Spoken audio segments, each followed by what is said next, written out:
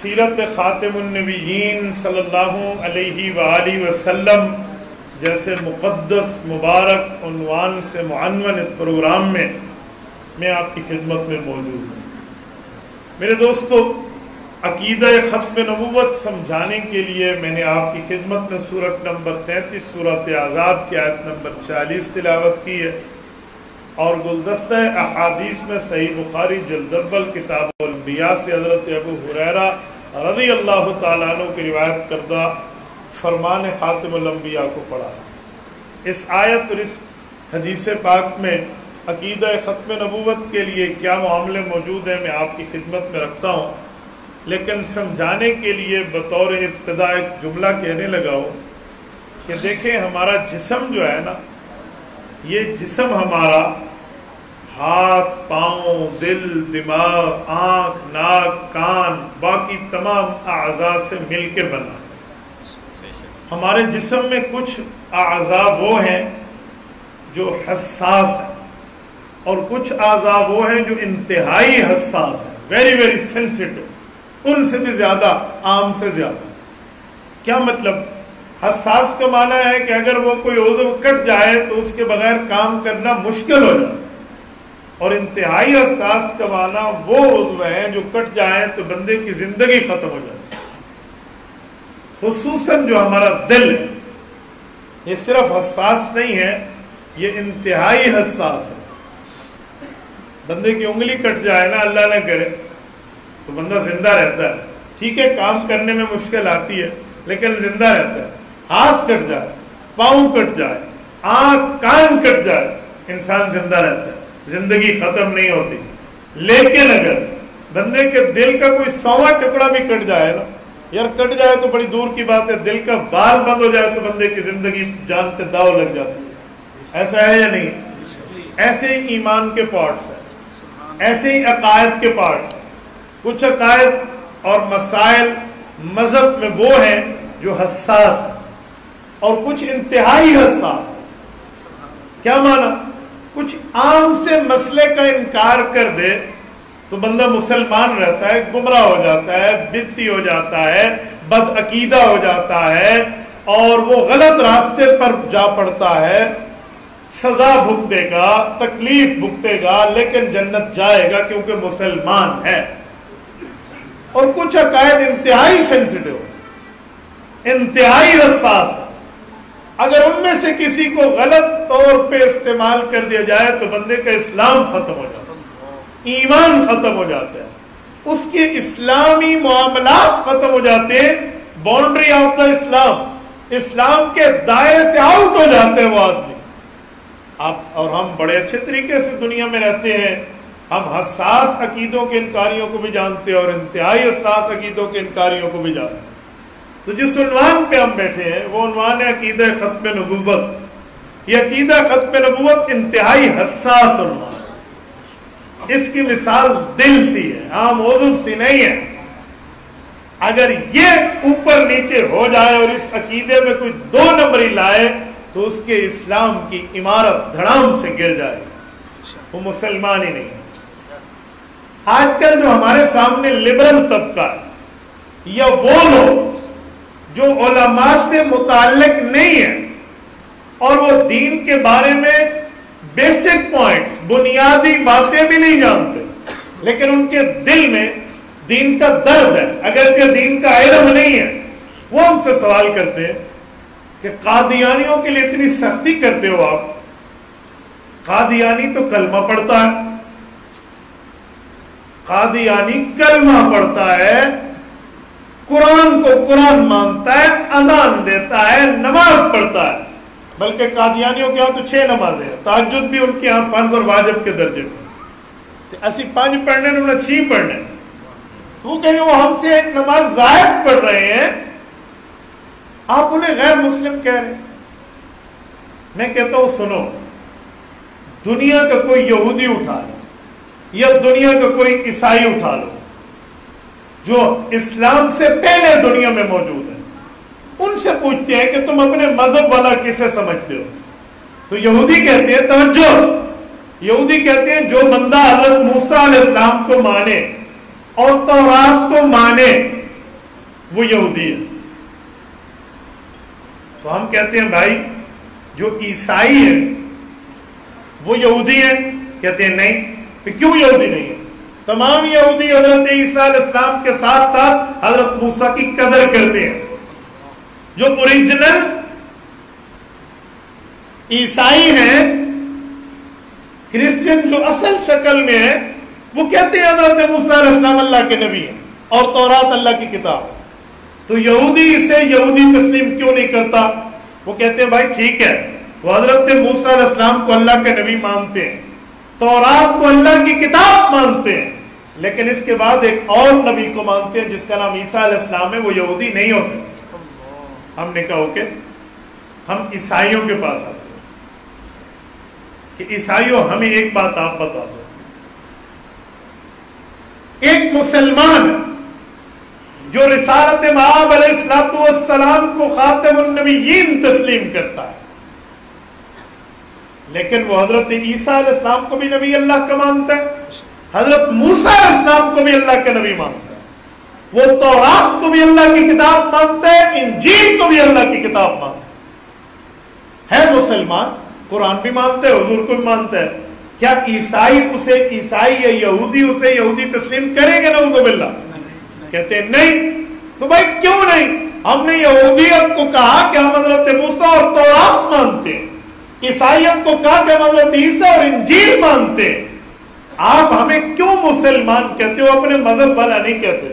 وہ کہتے ہیں بھائی ٹھیک ہے، آپ ہمارے نبی اور ہمارے نبی کے اوپر اترنے والی کتاب کو ایکسپٹ ضرور کرتے ہو، لیکن آپ ان کے بعد حضرت محمد صلی اللہ علیہ وسلم کو نائب کتاب کو مانتے ہو، تو آپ یہودی اور عیسائی نہیں کہلا سکتے. ہم نے کہا جی ٹھیک ہے، آؤ پھر میں ایک جملہ کہتا ہوں. اسی بنیاد پر قادیانی کلمہ پڑھے وہ پھر بھی مسلمان نہیں ہے، وہ روزہ رکھے وہ پھر بھی مسلمان نہیں ہے، وہ نماز پڑھے وہ پھر بھی مسلمان نہیں ہے. بھائی بنیاد کیا ہے؟ ہم نے کہا مذاہب کی بنیاد یہ ہے، کسی ریلیجن کسی مذہب کو ماننے کے لیے صرف اس مذہب کو مانا جاتا ہے، اس کے بعد کسی اور نبی کو، کسی اور کتاب کو، کسی اور دین کو، کسی اور شریعت کو، کسی اور مذہب کو نہیں مانا جاتا. جب یہودی حضرت موسیٰ کو نبی مان کے تورات کو اللہ کی کتاب ماننے کے باوجود عیسائیوں کو یہودی نہیں مانتے کہ وہ بعد میں ایک نئے نبی حضرت عیسیٰ کے قائل ہے، اسی طرح یہودی اور عیسائی ہمیں باوجود ہے کہ حضرت موسیٰ اور عیسیٰ علیہ السلام کو اللہ کے نبی اور ان کی کتابوں کو اللہ کی کتاب ماننے کے باوجود اپنے مذہب کا حصہ نہیں سمجھتے. تو ہم قادیانیوں کو کہتے ہیں دنیا کے مذاہب کا اصول ہے اس نبی کو مانو، اس نبی پر اترنے والی کتاب کو مانو، تم اس مذہب کے پیروکار ہو. قادیانی حضور پاک کے بعد مرزا کو مانتا ہے، قرآن کے بعد اس کی کتاب تذکرۃ الوحی کو اللہ کی وحی مانتا ہے. یہ کیسے مسلمان؟ بے شک بے شک بے شک. یہ کیسے مسلمان؟ نیا نبی مان کے، اس کی کتاب کو نئی کتاب مان کے، جبرائیل امین کے بعد ٹیچی نامی ایک جعلی فرشتے کو مان کے، فیک اینجل. حضرت عیسیٰ علیہ السلام تو حضرت جبرائیل علیہ السلام تو ایک اوریجنل اینجل ہے نا، اصل فرشتے ہیں. مرزا کہتے ہیں ٹیچی ایک فرشتہ ہے، وہ فیک اینجل ہے. وہ فرشتہ نہیں ہے، وہ فرشتے کو ٹچ دے رہا ہے.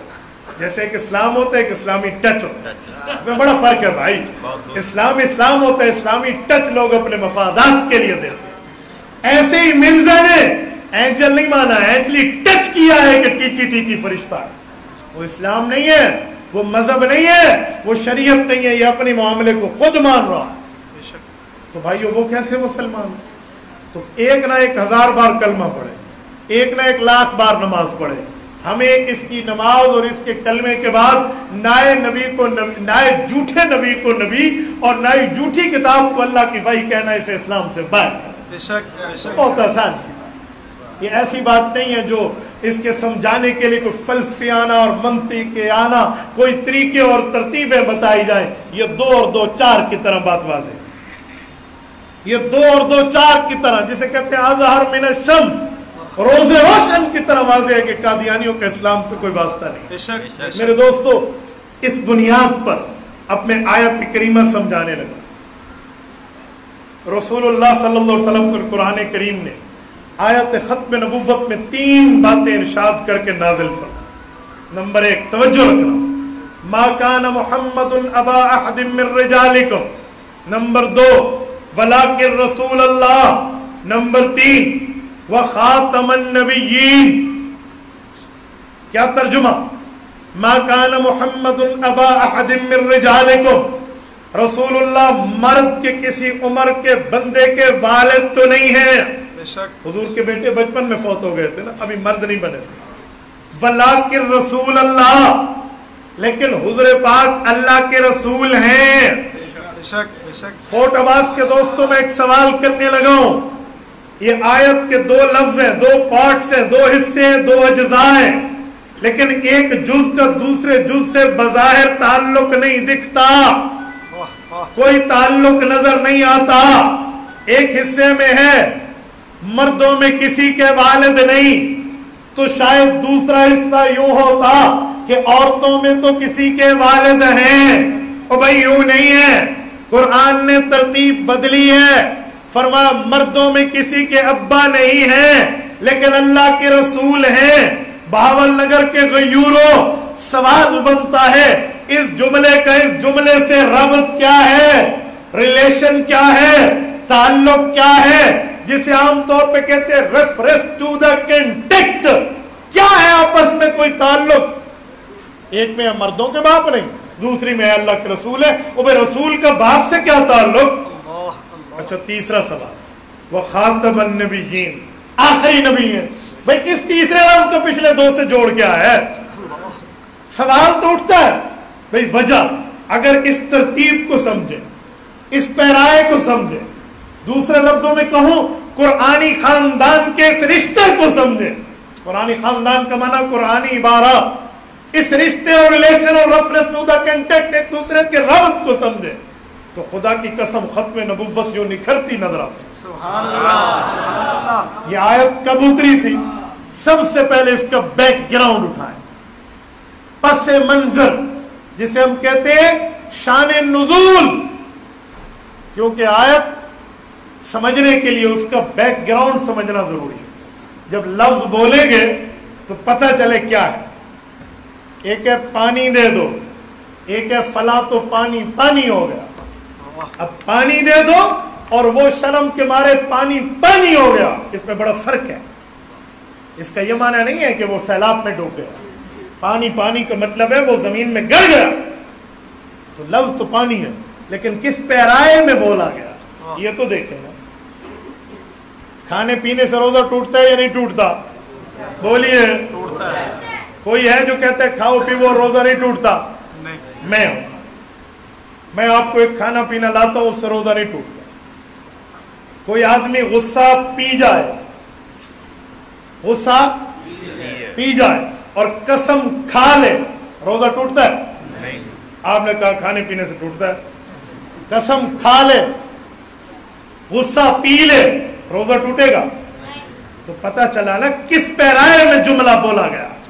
اسے کہتے ہیں بیک گراؤنڈ، پس منظر، تہ منظر، پیش منظر جسے ہم کہتے ہیں. بھئی یہ کیوں بولا گیا، کہاں بولا گیا، یہ تو بتاؤ.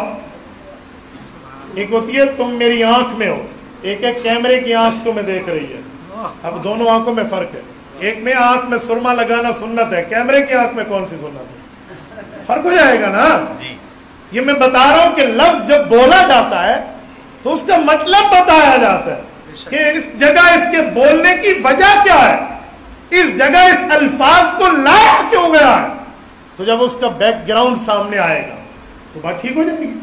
اب توجہ رکھیں، ما کان محمد ابا احد من رجالکم، مردوں میں کسی کے والد حضور نہیں ہے، ولیکن رسول اللہ، لیکن اللہ کے رسول ہیں. اگر بیک گراؤنڈ سمجھے تو یہ ربط سمجھ آئے. بیک گراؤنڈ یہ ہے رسول اللہ صلی اللہ علیہ وسلم کے بیٹے فوت ہو گئے. جب حضور کے بیٹے فوت ہوئے اور بیٹیاں بڑی ہو رہی ہیں تو جو کافر ہے، جو دشمن ہے، جو بے ایمان ہے، جو بغض کی آگ میں جل رہا ہے، اس کو تو ڈوبتے کو تنکے کا سہارا نا. उसे तो कोई ऑब्जेक्शन, एतराज, कोई सवाल चाहिए, उन्होंने अफवाह उड़ा क्या, ओए हम तो इसके खिलाफ मेहनतें कर रहे हैं, इस नबी के खिलाफ हम बातें कर रहे हैं, बस हमें इतनी मेहनत की जरूरत नहीं है, ये 2-4 दिन का खेल है, इसकी नबुव्वत की बातें खत्म हो जाएंगी। लोगों ने क्यों खत्म हो जाएंगी? का देखा नहीं है उसकी औलाद नौरान, उसकी जो वो है नरीना औलाद है, वो नरीना औलाद इसकी खत्म हो गई है। तो जब बेटा ही नहीं है, इसके मिशन को लेकर कौन चलेगा, इसके काज को लेकर कौन? अभी भाई फरमा रहे थे ना कि हमारे वालिद मोहतरम की जगह पर हो गया, सिलसिला चल रहा है, तो काफिरों ने इस तरह के मामले पे एतराज किया कि सिलसिला नस्ब ही नहीं है। जब नस्ल ही नहीं चलेगी नऊज़ु बिल्लाह, तो इसके काज को लेकर कौन जाए, मिशन को लेकर कौन जाए? तो रब्बे करीम ने इनकी इस सोच पे तरदीद रद्द किया, काफिराना सोच को अटैक करते हुए आयत उतरी, फरमाया मा कान मुहम्मदुन अबा अहदिम मिर रिजालिकुम। ओए काफिरों, तस्वीर का एक रुख देख रहे हैं, ओए तस्वीर का एक रुख देखकर फैसले नहीं लिए जाते। मा कान मुहम्मदुन अबा अहदिम मिर रिजालिकुम, ठीक है मर्दों में तो किसी के वालिद नहीं, वलाकिन रसूल अल्लाह, लेकिन ये अल्लाह के रसूल है। ओए अबुव्वत जो होती है, अब्बू होना, उसको नस्ल चाहिए, कौन सी? वालिद को बेटों वाली, तो बेटे लेकर चलते हैं, लेकिन यहाँ अबुव्वत नहीं है मर्दों में, तो नबुव्वत है, रिसालत है। रिसालत को नस्ल चाहिए उम्मत वाली, इसकी उम्मत मौजूद है जो इसके मिशन को लेकर। मा कान मुहम्मदुन अबा अहदिम मिर रिजालिकुम वलाकिन रसूल। यस भाई, अबुव्वत नहीं तो नबुव्वत तो है ना, और वालिद की बात को नस्ल लेकर जाएगी और नबुव्वत की बात को उम्मत लेकर जाएगी। मैं इसको मजीद खोल के समझाए देता हूं। एक होती है खानदानी नस्ल और एक होती है उम्मती नस्ल। खानदानी नस्ल तो बेटे हैं, उम्मती नस्ल तो नबी का उम्मती होता है। उम्मत में हम सारे नबी के लिए नस्ल हैं और नबी शरीयत में हमारा असल है। एक असल की नस्ल भी तो चलती है। तो रब ने इन काफरों के दिमाग को दुरुस्त करने के लिए फरमाया कि इसे जानते हो, ये एक नहीं है, ये रसूलुल्लाह है, और रसूल की उम्मत तो कब से कब तक चलती है। तो तुम इक्का दुक्का की बात कर रहे हो। अगर बेटे हैं, हुज़ूर पाक अलैहिस्सलाम के 3 हैं जो बचपने में दुनिया से रुखसत हो गए, तो 3 बेटे हैं और यहाँ लाखों करोड़ों उम्मती हैं। इसलिए काफरों के दिमाग को रब ने दुरुस्त किया, ठीक हो गया। ये जो अगला जो बला है वह खातमुन नबीयीन, इसका क्या मतलब? ये डबल दुरुस्तगी हो रही है। काफरों के गम पर गम बढ़ाया जा रहा है और मुसलमानों के ईमान पर ईमानी और रोशनी दी जा रही है। भाई वो क्या? अगर कोई काफिर ये कह दे कि ठीक है अपने बेटे नहीं है, उम्मती तो है ना, लेकिन उम्मत कब तक चलेगी? उम्मत मूसा चली, उम्मत ईसा अलैहिस्सलाम आगे आई, मूसा अलैहिस्सलाम की उम्मत खत्म। ईसा अलैहिस्सलाम की उम्मत चली, हुज़ूर पाक अलैहिस्सलाम आए, ईसा अलैहिस्सलाम की उम्मत खत्म। अब हुजूर आ गए ना, इनकी उम्मत चलेगी, नया नबी आएगा, ये उम्मत भी तो खत्म। कब तक मिशन चलेगा? कब तक काज चलेगा? कब तक मौकिफ और बयानिए को लेकर उम्मत चलेगी?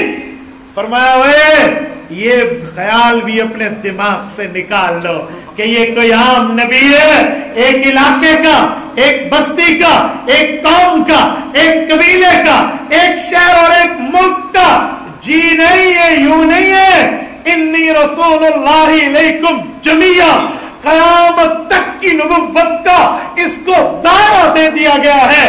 वलाकिन रसूल अल्लाह, ये अल्लाह का रसूल है, लेकिन सिफत सानी ये है वह खातमुन नबिय्यीन, ये आखिरी नबी है। इसके बाद क़यामत आएगी, नई नबुव्वत नहीं आएगी और इसके काज को लेकर क़यामत तक इसके मिशन की जिंदगी बाकी रहे। ये है वह खातमुन नबिय्यीन। एक जुमले को दूसरे जुमले के साथ रिश्ता है। ताल्लुक है, रिलेशन है, रब्त है। रफ रसूद कंटेक्ट से कहते हैं कि अपने असल के साथ ये जुमला बोला क्यों है। तभी तो मैंने कहा कि पानी है या पानी पानी है, फर्क है ना। तभी तो मैंने कहा कि आंख में सुरमा लगाना सुन्नत है, लेकिन कैमरे की आंख में वो चीज नहीं है। तभी मैंने कहा रोटी खाने और पानी पीने से वुजू टूटता है, लेकिन आप कसम खा लें या गुस्सा पी लें, इस खाने पीने से रोजा नहीं टूटेगा। समझे? आपको तो मैंने बहुत अच्छी मिसाल दी है। कभी किसी कादियानी या मिर्जाई से हमारा कभी ऑन एयर टकरा हो जाए ना, तो मैं उन्हें एक बात कहता हूँ, अजी तू की लेके जा रहे है घर? अजी मैं तो बीवी की जूती लेकर जा रहा हूँ। मैंने कहा कादियानी ये वो चीज है जिसके खाने से तेरा रोजा नहीं टूटेगा। आपको तो मैं बड़े अच्छे अंदाज से समझा रहा हूँ, वरना तो मैंने कहा अंदाज इंसान के पास कई होते हैं, लेकिन कौन सी छुरी किस मौके पे निकालनी है ये कसाई को पता होता है। और ये मुनाजरा एक इल्मी जंग है, यहाँ मुनाजिर समझता है इस बुनियाद पर कौन सा जुमला किस तरह बोलेंगे। मेरे दोस्तों, आपकी तवज्जो है या नहीं? बाहर वालों की, ये जो बाहर वाले इशारा कर रहे हैं उन तक क्या आवाज नहीं आ रही? बोलिए, आवाज आ रही है? तो फिर आप इशारे क्यों कर रहे हैं?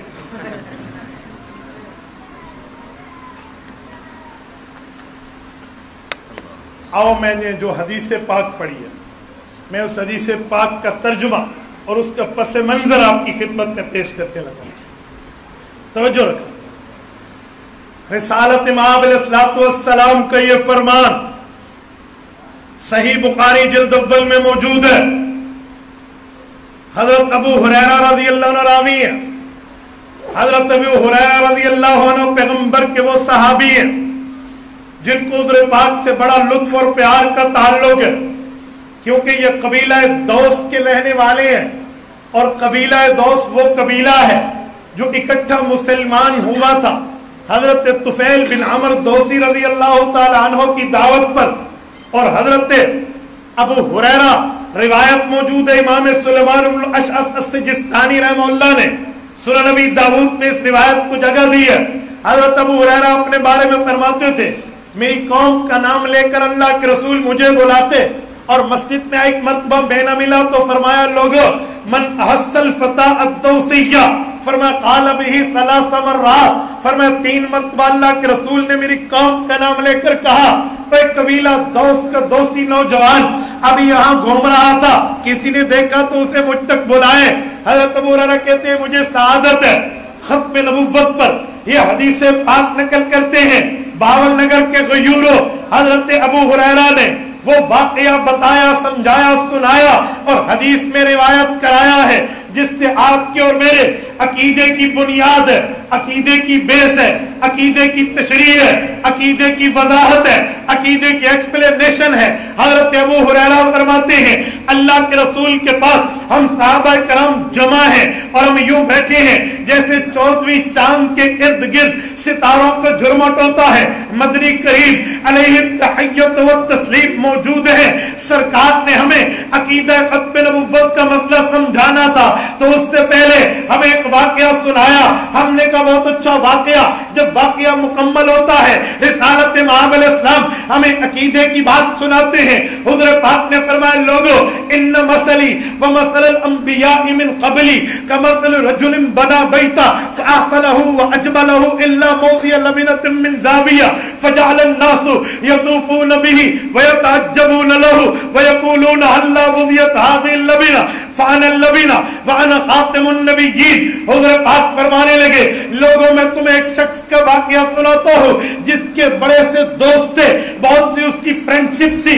उसने अपने तमाम दोस्तों को कहा लोगों मैंने एक घर बनाया है, आओ मैं तुम्हें दिखाऊं। इस बंदे ने जब घर बनाया, घर बड़ा खूबसूरत, सहन बड़ा खूबसूरत, बरामदा बड़ा प्यारा और इसके कमरे बड़े खूबसूरत, उसकी बालकोनियां बहुत अच्छी, उसके साथ उसका ड्रेसिंग रूम जो पूरी तरतीब में, एक महल चाहिए, एक घर चाहिए, एक कसर और एक कोठी चाहिए, उसकी तमाम लवाजिमात के साथ। हुज़ूर पाक ने फरमाया उस बंदे ने अपने घर को आरास्ता पैरास्ता किया, खूबसूरत बनाया और हर किस्म की फैसिलिटी और सहूलत से उसे फैसिलिटेट وزٹ کیا اور پھر اپنے دوستوں کو کہا آؤ میں تمہیں وزٹ کراؤں, آؤ میں تمہیں دورہ کراؤں, آؤ میں تمہیں اپنی کوٹھی دکھاؤں, بنگلہ دکھاؤں, گھر دکھاؤں, مکان دکھاؤں, آؤ میری محنت کو دیکھو, میں نے کیسے اپنا گھر بنایا, میرے کمرے کیسے, برآمدہ کیسا, میرا سین کیسا, بالکونی کیسی, آؤ میں تمہیں دکھاتا ہوں. فرمایا لوگوں اسی طرح آؤ سنو میں مثال دے رہا ہوں. صحابہ کرام بڑی ٹکٹکی نگاہ سے اللہ کے رسول کے چہرے اقدس کو پڑھ رہے تھے. حضور پاک فرمانے لگے وہ شخص اپنے دوستوں کو اپنے گھر لایا اور گھر دکھایا اور ایک ایک جگہ گھمائی, برآمدے سے لے کر کمرہ, کمرے سے لے کر سین, سین سے لے کر بالکونیوں تک ایک ایک جگہ دکھایا, گھمایا, پھرایا. دوست بڑے خوش ہوئے, بہت اچھا گھر, بہت اعلیٰ گھر, بہت بہترین گھر, اس جیسی کوٹھی تو کوئی نہیں, یار تو نے واہ واہ بنایا ہے. لیکن دوستوں نے چلتے ہوئے, تعریف کرتے ہوئے, باتیں بتاتے ہوئے, توصیف کرتے ہوئے ایک اعتراض کیا, ایک سوال کیا, ایک اشکال لائے, ایک بات پوچھی, اور وہ بات کیا تھی؟ سب دوستوں نے کہا بھیا تو نے گھر تو بہت اچھا بنا دیا, کمی کوئی نہیں, اعتراض کوئی نہیں, نکتہ کوئی نہیں, اشکال کوئی نہیں, لیکن ایک بات سمجھ نہیں آتی, ایک سوال سمجھ نہیں آتا. اس نے کہا سوال کیسا؟ میں نے تو سارا گھر دکھایا, بتایا, سنایا اور پورا وزٹ کرایا, اب بتاؤ تمہیں سوال کیا پوچھنا؟ انہوں نے کہا پورا گھر مکمل, لیکن ایک جگہ باقی ہے, گویا ایک اینٹ کی جگہ, ایک خالی اسپیس ہے, گنجائش ہے, یہ جگہ کیوں نہیں بنائی؟ اس نے کہا بتاؤ اگر یہ مکمل کر لوں پھر اعتراض ہوگا. کہا جی نہیں, اعتراض ڈھونڈتے رہے نہیں ملا, سوال ڈھونڈتے رہے نہیں ملا, اشکال لاتے رہے نہیں ملا, اس کو ہم نے دیکھا ہر طور سے کمپلیٹڈ, لیکن یہ ایک جگہ کنسٹرکشن باقی ہے, ایک جگہ تعمیری کام باقی ہے, یہ ہو جائے گھر پورا مکمل, کوئی اعتراض نہیں. انہوں نے کہا پھر اگر یہ پورا کر لو کا گھر پورا. حضور نے فرمایا لوگوں آؤ تمہیں بتاتا ہوں, ان مثلی و مثل الانبیاء من قبلی, اور میری مثال ختم نبوت والی, مجھ سے پہلے انبیاء کی جاری نبوت والی مثال دیکھنی ہو کہ مثل رجل, اس شخص کو دیکھو بنا بیتا, جس نے اپنا گھر بنایا, فاحسنہ واجملہ, خوبصورت بنایا, حسن دیا, جمال دیا, پیارا بنایا, الا موضع نبینا, ایک جگہ کنسٹرکشن نہیں کی, ایک جگہ تعمیر نہیں کی, سب کچھ مکمل ہو گیا. تو یہ حضرت آدم آئے, نبوت کا گھر بنا, حضرت نوح آئے, نبوت کا گھر بنا, حضرت شیش آئے, نبوت کا گھر بنا, حضرت دانیال آئے, نبوت کا گھر بنا, حضرت ابراہیم آئے, نبوت کا گھر بنا, حضرت اسماعیل آئے, نبوت کا گھر بنا, حضرت یعقوب آئے, نبوت کا گھر بنا, حضرت یوسف آئے, نبوت کا گھر بنا, حضرت زکریا آئے, نبوت کا گھر بنا, حضرت یحییٰ آئے, نبوت کا گھر بنا, حضرت دانیال آئے, نبوت کا گھر بنا, حضرت الیاس آئے, نبوت کا گھر بنا, حضرت عیسیٰ آئے, نبوت کا گھر بنا, حضرت موسیٰ آئے, نبوت کا گھر بنا, حضرت عیسیٰ آئے علیہم السلام, نبوت کا گھر بنتا چلا گیا. فَعَلَى الَّذِينَ, آخر میں میں آیا تو وہ اس جگہ کنسٹرکشن میرے رب نے اس موقع پہ تعمیر نبوت کے گھر کی میرے اللہ نے مکمل کر دی. وَأَنَا خَاتِمُ النَّبِيِّينَ, اسی لیے انبیاء کے گھر میں آخری تعمیر میں ہوں, میرے بعد نیا نبی نہیں آئے. اللهم زد فزد.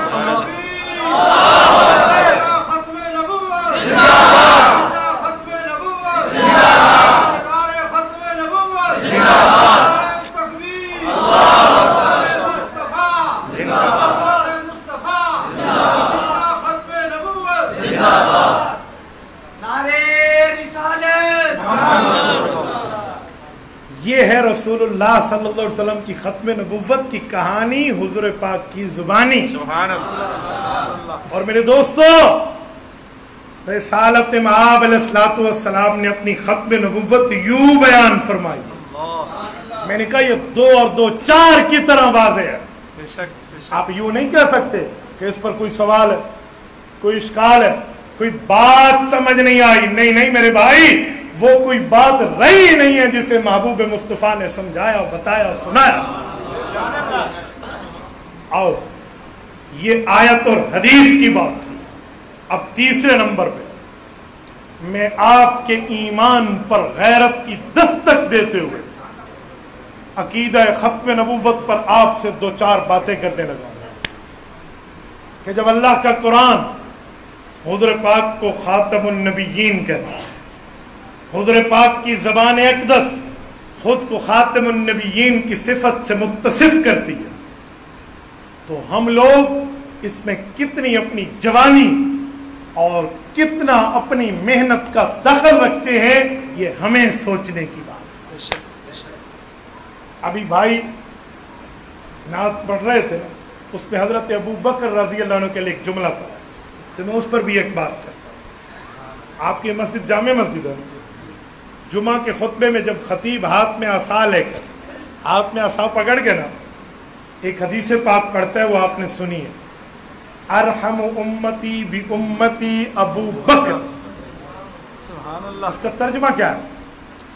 لفظی ترجمہ کرتے ہیں, میری امت میں سب سے زیادہ رحیم و کریم ابو بکر ہے. میں لفظ کھولنے لگا ہوں, توجہ بھائی, ترجمہ وہ کریں جس سے ایمان کھل جائے.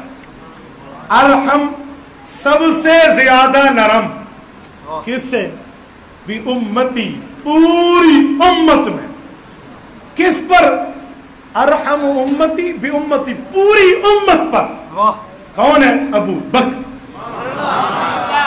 یہ ارحم اس میں تفضیل ہے, اس انگلش میں کہتے ہیں سپرلیٹو ڈگری ورڈ, اس سے بڑا لفظ نہیں ہے, سب سے بڑا لفظ. تو ارحم امتی بی امتی ابو بکر کیا معنی؟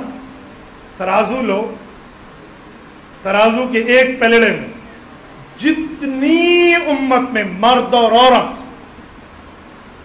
ولی, اولیاء, غوث, کتب, ابدال, صحابہ, تابعین, تبع تابعین, فقہا, علماء, اولیاء, اتقیاء, اصفیاء, ایک طرف ان کی رحمت, کرم اور نرمی رکھ دے.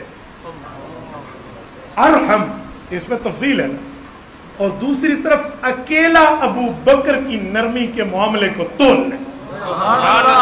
ارحم امتی, امت میں تو صحابہ سے لے کر قیامت تک ہے, بے شک بے شک, یعنی حضرت عمر سے لے کر قیامت تک کے لیے ارحم امتی, پوری امت کی رحیمی, پوری امت کی کریمی, پوری امت کی نرم مزاجی ایک طرف, اور ابو بکر کی ایک طرف. فرمایا ابو بکر کا پلہ بھاری ہو جائے. بے شک بے شک. یہ فتویٰ میرے نبی پاک صلی اللہ علیہ وسلم اتنا نرم ہے نا. آؤ ذرا اس نرم صحابی سے پوچھتے ہیں کہ ختم نبوت پہ بھی نرمی کرنی چاہیے. یہ نرم ترین شخص ہمیں کیا بتاتے ہیں؟ شاید کوئی ڈھیل دے دے, کوئی نرمی بتاؤ. اب ابو بکر کے دروازے پہ چلتے, رسالت مآب کا دنیا سے انتقال ہوتا, حضرت ابو بکر جانشین پیغمبر بنتے ہیں. بے شک بے شک. اور مسلمہ کذاب یمامہ کی بستی میں اٹھ کے خود کو جھوٹا نبی گردانتا ہے اور اعلان کرتا ہے میں نبی ہوں.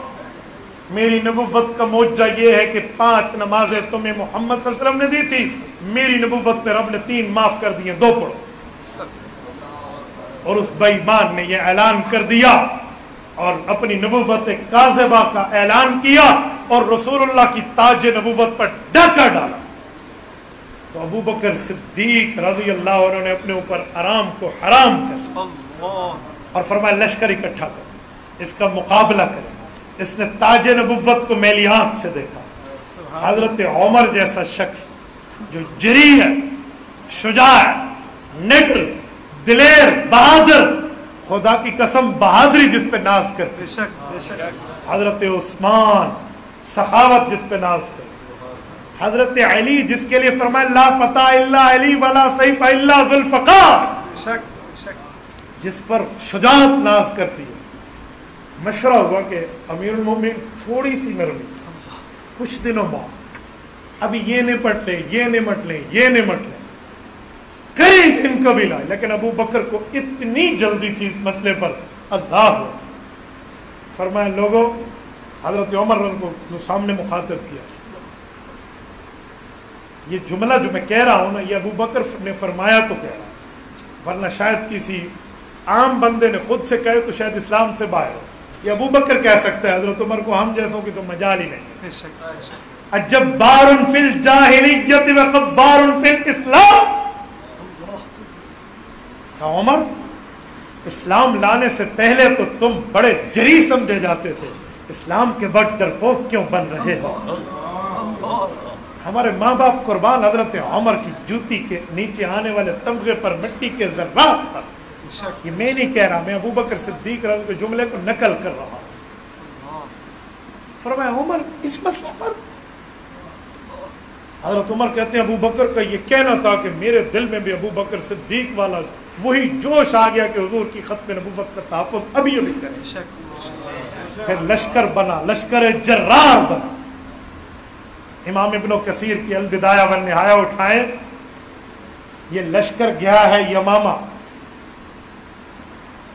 آپ میں بہت سے لوگ حجاز مقدس کا سفر کر چکے ہوں، آپ مدینہ طیبہ گئے ہیں. اللہ ہم سب کو لے، اللہ آپ کی برکت سے ہمیں ملے. 1000 کلومیٹر مدینہ طیبہ سے یمامہ کی بستی ہے. 1000 کلومیٹر، شاید اس سے بھی زائد ہے کیونکہ 1000 تو ریاض ہے اور ریاض سے بھی 80 کلومیٹر آگے ہے. یہ صحابہ کرام گئے ہیں، کوئی اونٹ پہ، کوئی گھوڑے پہ، کوئی پیدل، اتنا دور گئے اور وہاں پر یمامہ کی بستی میں جا کر مسلمہ کا مقابلہ کیا. بڑے بڑے اجلہ صحابہ اس میں، حضرت معاویہ بن ابی سفیان رضی اللہ عنہ جیسا شخص اس میں موجود ہے. حضرت معاویہ خود فرماتے ہیں کہ جب مسلمان کو دھکا دینا تھا تو دھکا دینے میں گرانے والا میں ہی تھا. کتنے کتنے اجلہ لوگ اس میں گئے اور ابو بکر پل دو پل کی خبر بھی ان کی لیتے رہے. خود جانا چاہتے تھے، حضرت علی المرتضیٰ نے کہا امیر المؤمنین نہیں، آپ یہاں رکیں، اگر آپ کو وہاں نقصان ہوا ملت اسلام دنیا کو کیا منہ دکھائے گی کہ جسے نائب نبی بنایا اسے بھی مروا بیٹھے. نہ آپ یہاں رکیں. سادات کی بات پہ حضرت ابو بکر سر جھکا دیا گیا تھا. حضرت ابو بکر رک گئے تھے. مجمع گیا اور وہاں پر مقابلہ ہوا. اس مقابلے میں بنو حنیفہ کا مسلمہ ایک کذاب ڈر گیا اور اس نے پسپائی اختیار کر کے ویڈرالنگ پوزیشن پہ اپنے قلعے میں جا چھپا. اور آپ جانتے ہیں کہ قلعہ کتنا بلند ہوتا ہے. آپ لاہور کا ذرا شاہی قلعہ دیکھ لیں، بدامی باغ میں نیچے ٹھہرے اور قلعے کے اوپر دیوار دیکھیں، ٹوپی گر جائے گی قلعے کی دیوار کتنی بلند ہے دیکھتے دیکھتے. قلعے تو اتنے اونچے ہوتے ہیں. وہ قلعے میں گھس گیا، پہلے سے وہاں راشن اکٹھا کر کے رکھا تھا کہ اگر مسلمان لاک ڈاؤن لگا دے تو پھر میں اندر کھاتا رہوں گا. لاک ڈاؤن سے آپ زیادہ سمجھتے ہیں نا، حال ہی میں لگ چکے ہیں. تو ڈر کے مارے اندر گھس گیا. اب قلعے کے دروازے بند کر دیے. اب قلعے پہ نہ کوئی اس وقت کا نیزہ اثر کرے، نہ کوئی تلوار اثر کرے، نہ کوئی تیر اثر کرے. اب دو ہی راستے تھے. ایک بہت خطرناک، ویری ویری ڈینجرس وے، خطرناک راستہ تھا، جان جوکھی راستہ تھا، اور ایک بڑا ایزی راستہ تھا. ایزی راستہ یہ کہ باہر بیٹھ کے آرام سے گپ شپ لگائیں، تیاری کریں، بیٹھے رہیں، ہم بھی کھاتے پیتے رہیں، وہ بھی جب خوراک اندر ختم ہوگی خود بخود ہی نکلیں گے. جان جوکھی ایک اور راستہ تھا کہ کسی نہ کسی طریقے سے کسی مسلمان کو اندر ڈال دیں دروازے کے قریب اور وہ جا کر گیٹ کھول دیں. صحابہ نے رخصت نہیں، عزیمت کے راستے کو اپنا. آپ حدیث پاک کے تقریباً ہر دوسرے صفحے پہ ایک نام دیکھتے ہیں، ان انس ان رسول اللہ صلی اللہ علیہ وسلم. حضرت انس بن مالک رضی اللہ عنہ.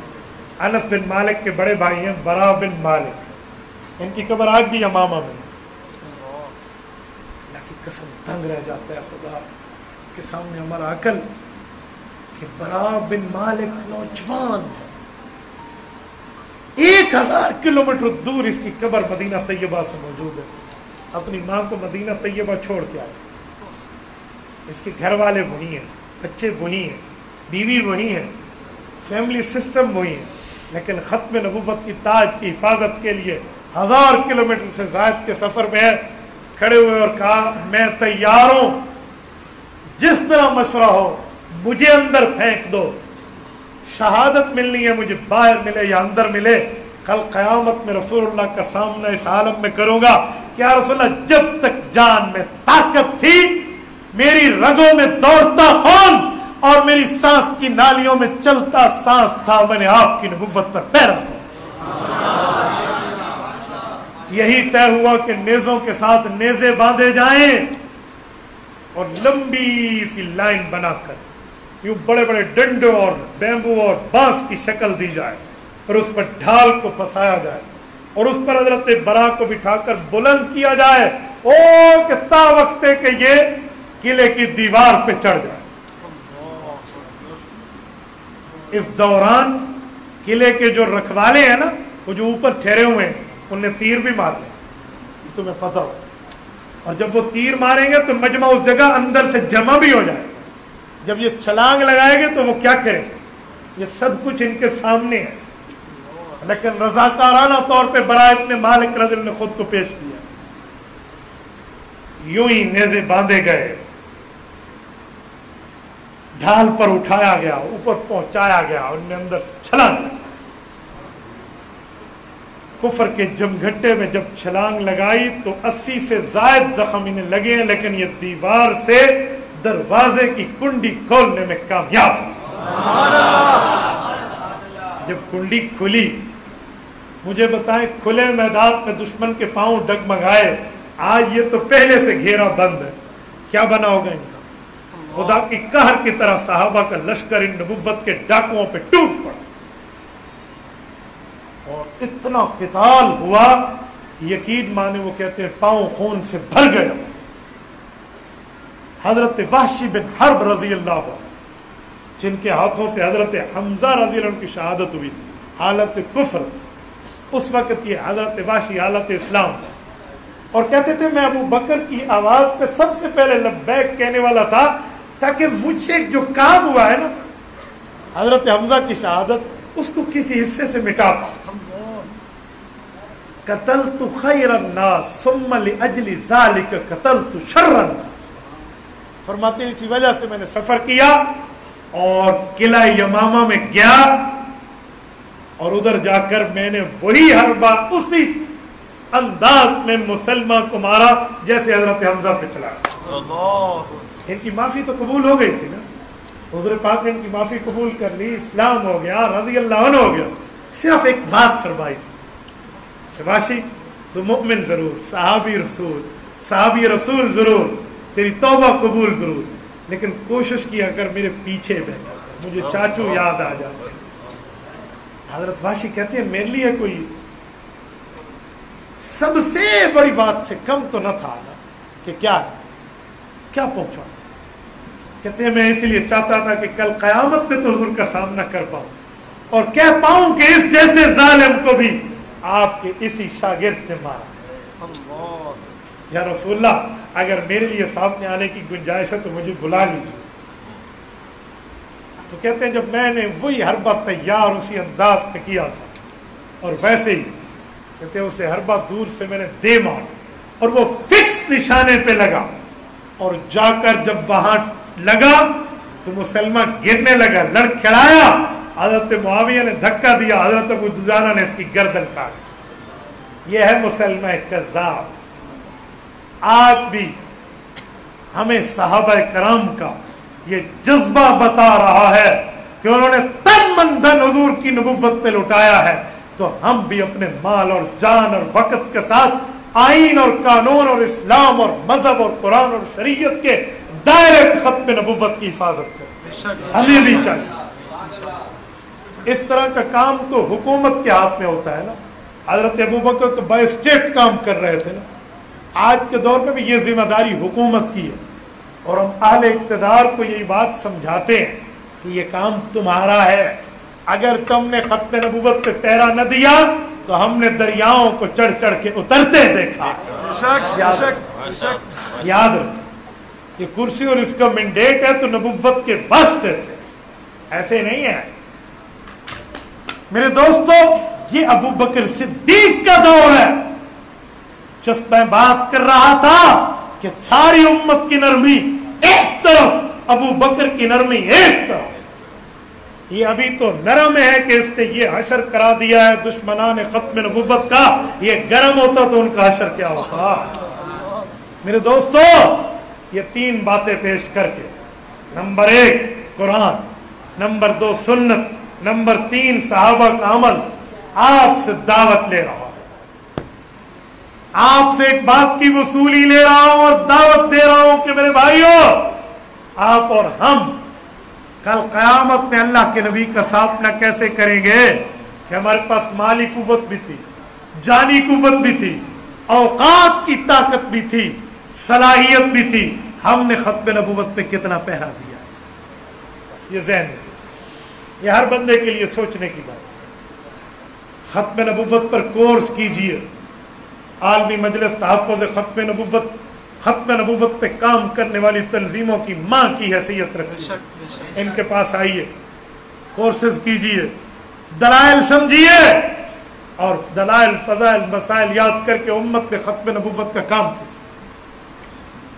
میرے دوستو، تم جس فیلڈ سے ہو، آپ اسکول کے اساتذہ ہیں تو اساتذہ فیڈریشن میں کام کیجئے، آپ بزنس کمیٹی سے ہیں تو آپ تاجروں میں کام کیجئے، آپ قلم کار اور صحافی اور پترکار ہیں تو آپ کو اخبارات اور قلم میں کام کرنا چاہیے، اور اگر آپ میڈیا ورکر ہیں، اینکر پرسن ہیں، آپ کے ہاتھ میں کیمرہ بولتا ہے تو تمہیں اس میدان میں ختم نبوت کا تحفظ کرنا ہوگا، اور اگر آپ اسٹوڈنٹ لائف میں ہیں تو آپ اسٹوڈنٹ فیڈریشن کے تحت اس کام کو لے کر جائیں گے۔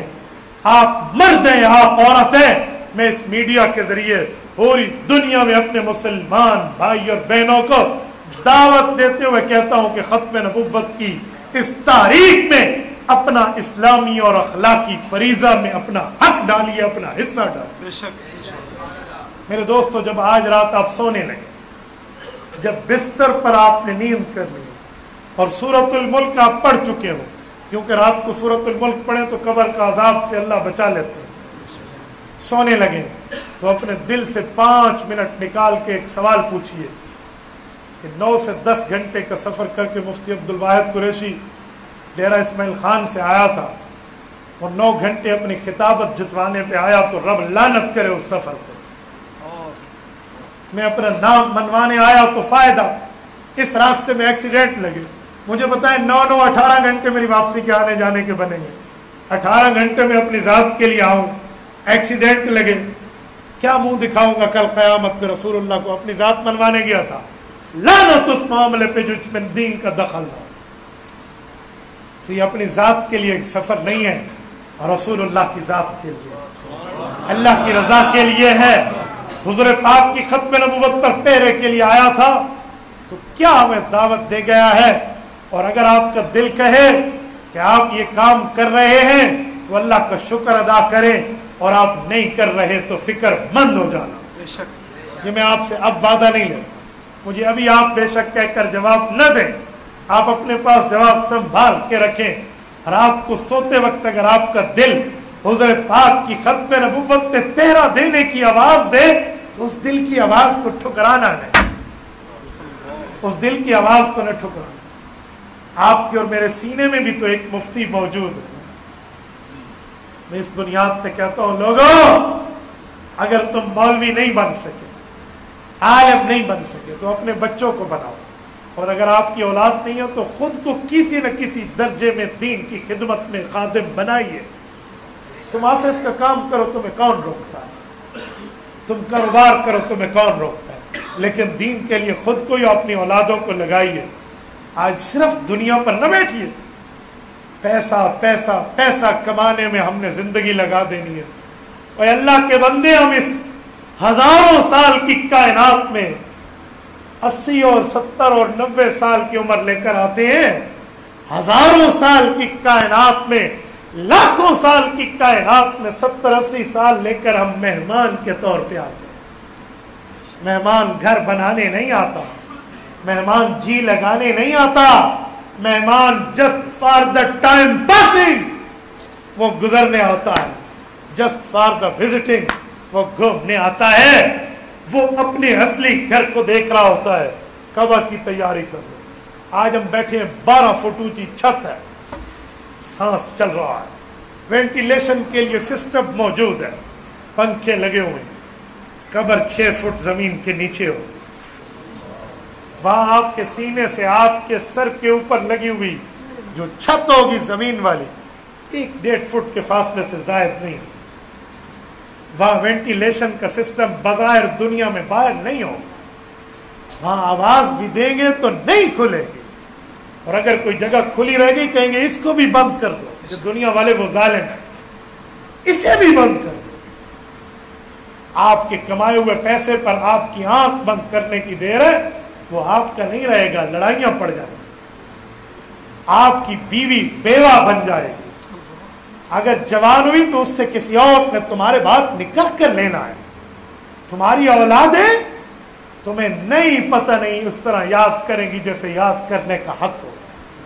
ये तो अपनी औलाद की बात करता हूं, तुम्हारी 1 से 2 नस्लें गई ना तो परदादे का नाम तो आज पड़पोते को याद नहीं होता। नाराज ना होना, मैं तुम्हें नहीं पूरी इंसानियत को बात कर रहा हूं। मजमे में यूं खड़ा करूं ना कि कोई से इस मजमे में सिर्फ 10 बंदे खड़े हो जाएं जो अपने परदादे का नाम सुनाए, मैं घड़ी गिफ्ट करूं, तुम 10 का फिगर पूरा नहीं कर सकते, जस्ट फॉर 10%, 10 बंदे पूरे नहीं कर सकते। क्यों हम अपने दुनिया में अतराते फिरते हैं कि ऐसी बड़ी चीज है, हम बहुत बड़ी चीज है, ये आलम होगा। ये तो मैं दूसरी नस्ल की बात कर रहा हूं। आज 3 सितंबर 2022, जरा 3 सितंबर 1922 में जाइए, यहां कौन बैठा था तुम नाम ही नहीं ले सकते। 100 साल गुजरा तो हशर क्या होगा। और भाइयों, अगर उस कब्र पे रोशनी लेनी है, वहां वेंटिलेशन के लिए एसी से ज्यादा कब्र को रौज़तुम मिन रियाज़िल जन्नह, जन्नत का बागीचा बनाना है। आओ मोहम्मदी वफादार बन जाओ, कल क़यामत में इज्जतों के ताज पहना कर उठाए जाओ। ये फैसला, डे ऑफ द डिसीजन, इसे फैसले की घड़ी समझ लो, फैसले का दिन समझ लो। मैं यही दावत देकर इन्हीं अल्फाज पर आपसे इजाजत चाहूंगा। अल्लाह ताला आपको और मुझे रसूलुल्लाह का वफादार बनाए, हुजूर का हुक्मदार बनाए, हुजूर का दिलदार बनाए। हमें पैगंबर के गद्दार बनने से अल्लाह महफूज ना हमें गद्दार बनाए, ना हमारी नस्ल को गद्दार बनाए। अकूलु कौली हाज़ा व अस्तग़फिरुल्लाह व आखिरु दअवाना अनिल हम्दुलिल्लाहि रब्बिल आलमीन। जी।